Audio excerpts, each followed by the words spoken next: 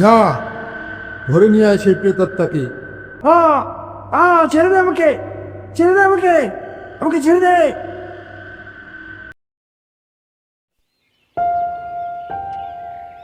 এই নিয়ে সপ্তমবার মোহনলাল ভাড়াটের সাথে তর্কে জড়ালেন।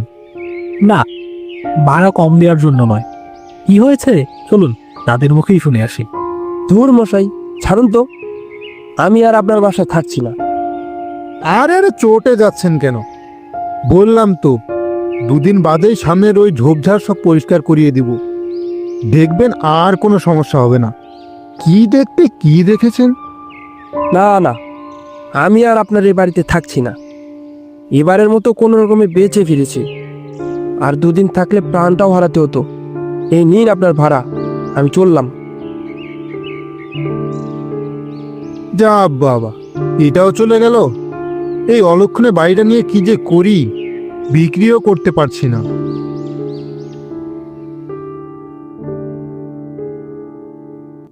অন্যদিকে চন্দনবাবু অফিসের কিছু কাজে 7 দিনের জন্য ভালুকাই গ্রামে আসার প্রস্তুতি নেয়। ভাগ্যক্রমে মোহনলাল বাবুর এই পরিত্যক্ত বাড়িতেই এসে ওঠে। কি যে বলেন, আপনার কাছে কি আর ভাড়া চাইতে পারি? আপনি যা দিবেন তাতেই আমি খুশি। আসুন আসুন, ভেতরে আসুন, আপনাকে আপনার রুমটা দেখিয়ে দিই।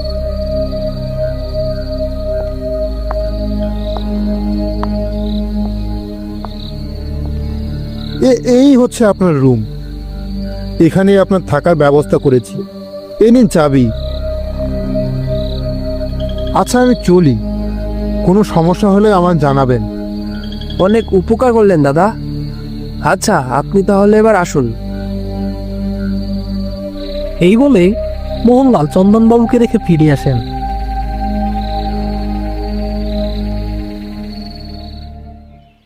পরদিন সকালে মোহনলাল তার ভাড়া দেয়া বাড়ির সামনে লোকজনের ভিড় দেখে ছুটে আসে। বাড়ির ভেতরে প্রবেশ করতেই যা দেখতে পেল তার জন্য সে মোটেও প্রস্তুত ছিল না। দেখতে পেল চন্দনবাবুর দেহটাও দুটা তার দিকের সাথে নেই, ঝুলে রয়েছে সিলিং ফ্যানটায়। টপ টপ করে গড়িয়ে পড়ছে তাজা রক্ত। এ দৃশ্য দেখে মোহনলাল জ্ঞান হারিয়ে লুটিয়ে পড়ে মাটিতে। এ ঘটনা ছড়িয়ে পড়ে পুরো গ্রামে।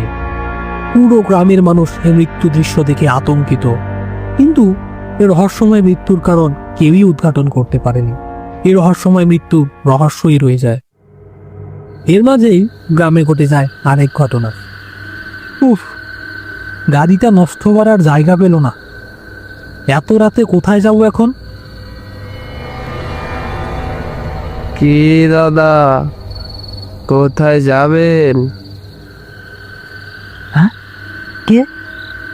আমি বলরাম।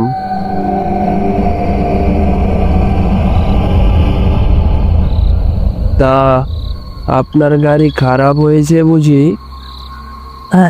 হ্যাঁ, আশেপাশে কোথাও গাড়িটা সারানোর মতো ব্যবস্থা হবে কি? আর গাড়ি সারিয়ে কি করবেন? আগে তো নিজেকে সারান।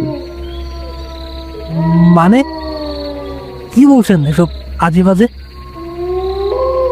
আমি তো আপনার অপেক্ষাতে বসেছিলাম এখানে। মানে আপনি আপনি জানতেন আমি এখানে আসব? এ গাড়ি আর সারবে না বাবু, আপনি আসুন আমার সাথে। এই যে এই যে শুনছেন, আজকে রাতটা থাকার মতো একটা ব্যবস্থা করে দিতে পারবেন? কাল ভোরবেলা উঠেই গাড়িটা সারানোর একটা ব্যবস্থা করে বেরিয়ে পড়বো এখান থেকে। সেটাই তো বলছি এতক্ষণ থেকে, আসুন আমার সাথে।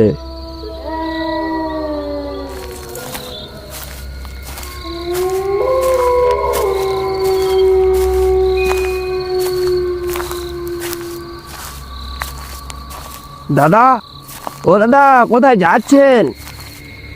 এই রাত্রির বেলা ওদিকে যাবেন না। কেন, আপনার সমস্যা কি তাতে? ওদিকটা খবরটা ভালো না, একা একা যাবেন না ওদিকে। একা কোথায়? দেখতে পাচ্ছেন না আমার সাথে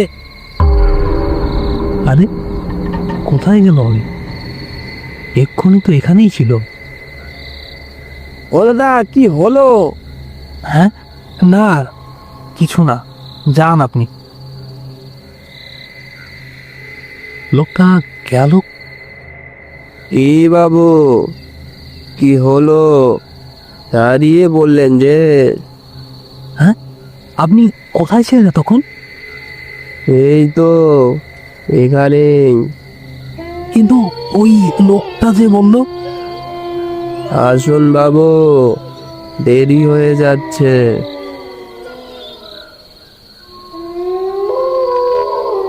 এরপর আগন্তুক লোকটি চেনা লোকটির সাথে তাল মিলিয়ে হাঁটতে থাকে।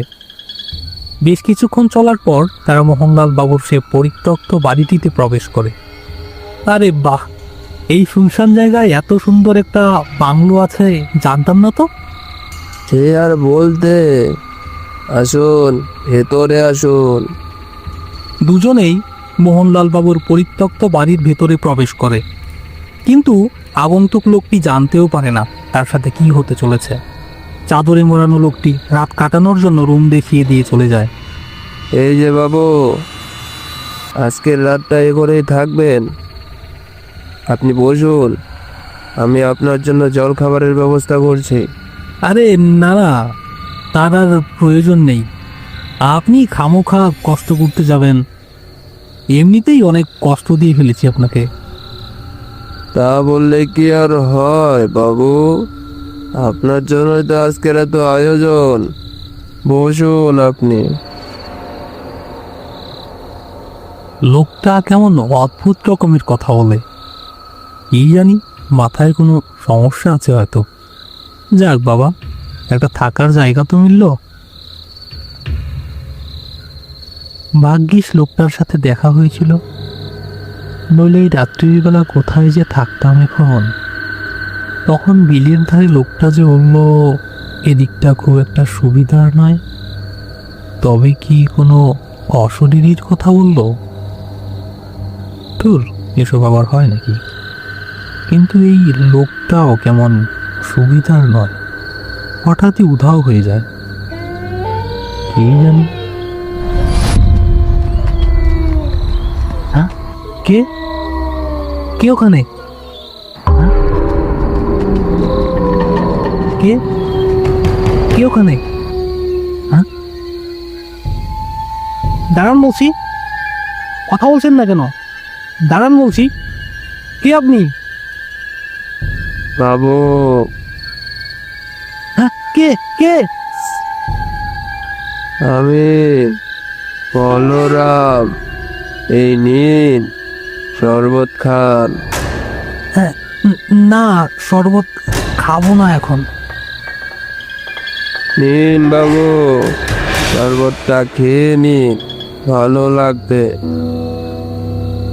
এ কি রক্ত কেন? এই তো আমার খাবার। এ কি বলছেন? কে আপনি? আমি বলরাম, এবারের মালিক মোহনলাল।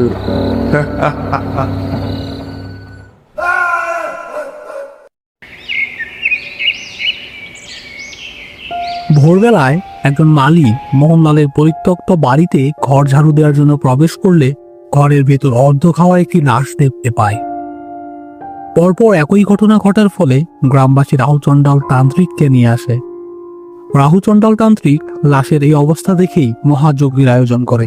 ওম ক্লিং ক্লিং স্বাহা। যা, ধরে নিয়ে আয় সেই প্রেতাত্মাকে, যে এই পরিত্যক্ত বাড়িকে মৃত্যুপুরীতে পরিণত করেছে। যা। ছেড়ে দে আমাকে, ছেড়ে দে আমাকে, আমাকে ছেড়ে দে। রামচন্দ্রা, তুই আমাকে কেন ধরে নিয়ে এসেছিস? ছেড়ে দে আমাকে, ছেড়ে দে। ছেড়ে দেওয়ার জন্য তো তোকে ধরে নিয়ে আসিনি। বল, কেন তুই এভাবে নিরপরাধ মানুষকে হত্যা করছিস? ওরা তোর কি ক্ষতি করেছে? ক্ষতি? এদের জন্যই তো আজ আমার এই পরিণতি। কি দোষ করেছিলাম আমি? দুবেলা খেতে পেতাম না, তবুও গায়ে কেটে নিজের পারিশ্রমিক চাইতে গিয়েছিলাম। আর ওরা ওরা আমাকে চুরির মিথ্যা অপবাদ দিয়ে জ্যান্ত পুড়িয়ে মেরেছিল। আমি চিৎকার দিয়ে আর্তনাদ করেছিলাম, কেউ আমার কথা শোনেনি, কেউ শোনেনি আমার কথা। তখন থেকেই আমি মোহনলাল সেজে এই বাড়িতেই বাস করি। আর যারাই এখানে থাকবার জন্য আসে, আমি তাদের মেরে আমার মৃত্যুর প্রতিশোধ নেই। মৃত্যুর প্রতিশোধ নেই, তাতেই আমার আত্মার শান্তি। কিন্তু তোকে যে এবার থামতে হবে, তোর সময় ঘনিয়ে এসেছে। তুই আমার কিচ্ছু করতে পারবি না। তবে এই দেখ, যা, আজকে থেকে তোকে এই পরিত্যক্ত বাড়ি থেকে মুক্তি দিয়ে দিলাম। এরপর রাহু চণ্ডাল তান্ত্রিক অনেক তন্ত্রমন্ত্রে সাধনা করে মোহনলালের অতৃপ্ত আত্মাকে মুক্তি দেয়। তারপর থেকে এ বাড়িতে আর কোনো রকমের কোনো সমস্যা দেখা যায়নি।